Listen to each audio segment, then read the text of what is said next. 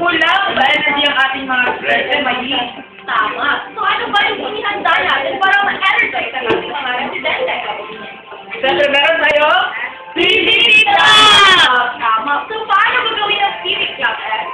Sige, tuturuan niyo. Civic Club.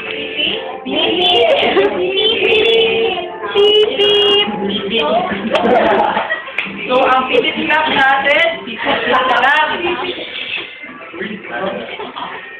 So, simple lang ito.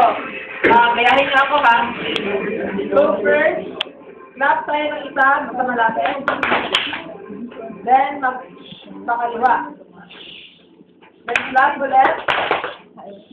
Sa kanan. Dalawang clap ulit. Isang clap sa malayo. At, Okay, so lagay mo na. 1, 2, 3, go! One more time, faster! Yan! so, Mayi, saan ba natin gagamitin sa Civic Club na to? Gagamitin natin ang Civic Club kapag may nakita tayong medyo sleepy na ng konti. At sa mga sleepy dyan, magkakater kayo ng inyong sample dahil Dahil kapag nahuli kayo, na-sleepy kayo, magsasample kayo. And para mas ma-energize tayo, gusto ko mag-exercise tayo. May kilala ka ba na magaling mag-exercise at sumayaw? naku, Mayi, hindi ko lang siya kilala. Kilala ko siya. Bakit? Bakit? Siyempre, number 1, napakagwapo niya. Wala ka na sabi niya.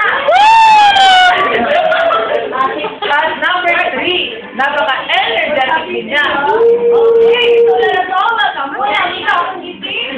Dito, how?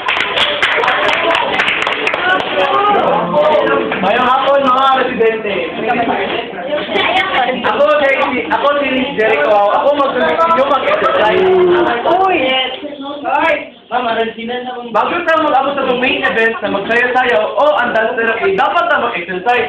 Ang tawag na exercise karon ay kung exercise. So, bago kita mag-exercise, dapat na mag-stretching, di ba? Para hindi masakit at mga lawak. So, parehas lang dapat last week atong gimon. So, mga residente, palihog na matindo, mag-start na sa mga warm-up.